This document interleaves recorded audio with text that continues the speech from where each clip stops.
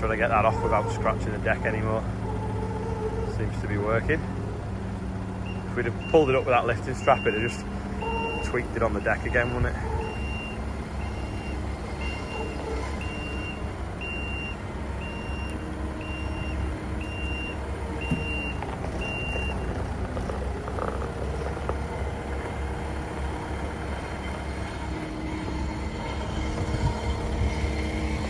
Getting ready now for the chip arriving in a bit.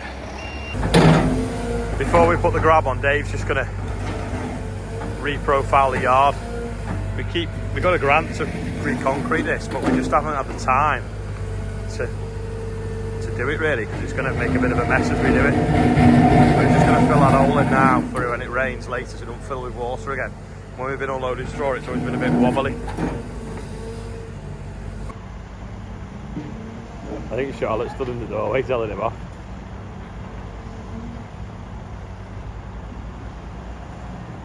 Removed. It's watching you, John, that's why.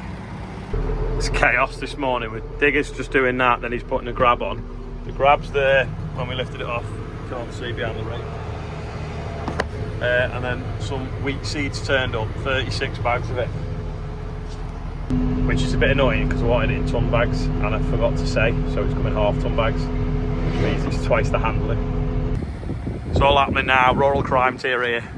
Paul serves that Merlot, chip has turned up, I'm going to put it on the Valtra. It's arrived, but there's a problem. Police are here already. We're just swapping the shafts over now so we can put the chipper on this. I'll record in case it falls off, but it's not going to be difficult, is it? Because the wagon splits in half. Is the handbrake on?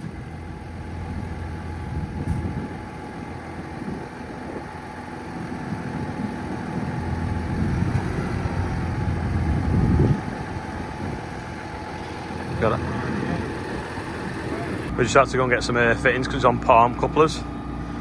So just let the air build up and then pull it off. For some reason, no spare screens with it, which we're a bit surprised at. So I don't know whether they forgot to put them with it or what. Hopefully the screen inside will be the right size.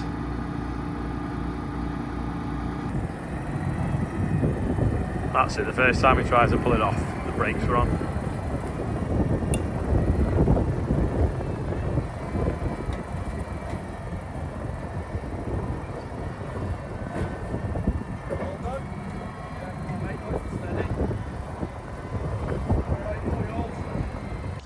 Lads are just making up a wiring loom now so that we can attach it to the tractor quickly. It's on the Valtra at the moment, but we want to be able to put it on any tractor we use. Rob's just tidying up now with a Merlot, so we've got a bit of space to work. Got quite a big pile because we haven't chipped for a bit. First log.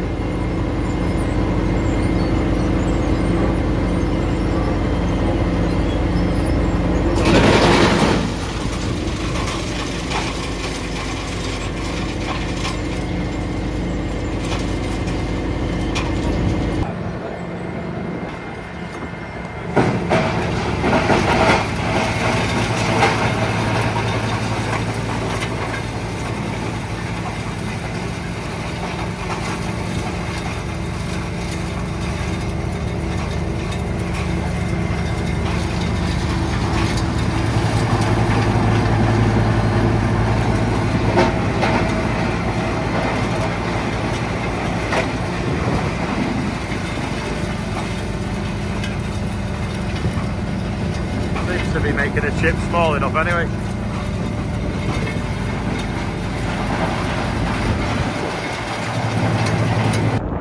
You know what, it's that cold. I'm going in to put a boiler suit on. I've got two t-shirts on and a hoodie. And the wind's whipping up the, I mean, see the wind, see the dust it's creating up the yard. Yeah, I'm frozen, so I'm going to put a hoodie on, boiler suit on.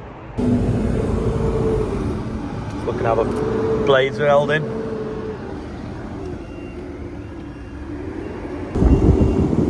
Set, is it? You set it, yeah? Yeah. Come with its own torque wrench for torquing the blades, so Rob's just torquing them up now.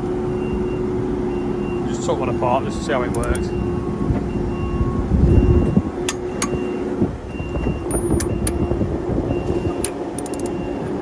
locking mechanism is a bit of a faff though. You undo that, turn that upside down, then that locks this from falling down. Far easier if it just had a lumper channel section. Gonna leave them setting up the chipper. I'm gonna run to the field and get some straw in because it's now started raining. Me and Oscar. There he is over there. Look, can you see him? We're just gonna clear this straw before it starts raining properly. I'm on my way back for moving straw and the lads are just there. They got the scaffolding and they're just setting the nets up, ready for putting the roof on. Don't know if they're gonna do it tomorrow now. By the time they've netted it all, might be getting on a bit. Back with that now, two of us loading it with 2 Merlots. Made short work of it. We've got it home now in the dry in case it rains. Someone's having a bad day. The air ambulance is on its way over the yard. I'll quickly show you around the chipper. We've not really done much because we've been PDIing it and tweaking a few things. When it turned up, it was on palm couplings, whereas the UK we used these ones, so we couldn't get off the wagon until we changed them. We've wired it up so we're using the ISOBus plug, which makes it easy to swap between tractors because it needs 12 volt power. That's obviously the lights PTO. It will be on the fence, which have a slightly higher PTO, so it probably won't run on that angle much. I'll show you inside. Toolbox in here, bits and bobs. It's got a remote control, which is no heavier than a normal remote control that you'd have for your TV. So you can change the spout, turn the bed on and off, lift the flap up and down on the side and the flap on the spout. Oh yeah, it goes up and down as well. Yeah, that's quite clever actually. It goes up and down there, round and round, and then a little flap on the end changes, so you can load wagons. This is the dashboard that actually lights up. It's got all little pictures on it. I've left this open to show you inside. I thought I had. Hold on. There you go. This is the drum. It's a massive chunk of steel that spins round, which you saw there before when we were looking at the blades. Chips it, puts it through. We have had a piece of metal go through it before. This one's got a little chunk there. Them augers auger the material to the back, to the blower. The blower is a big fan on the back, spinning, which then blows it up and throws it round there into the pile. It's got a steering axle on it.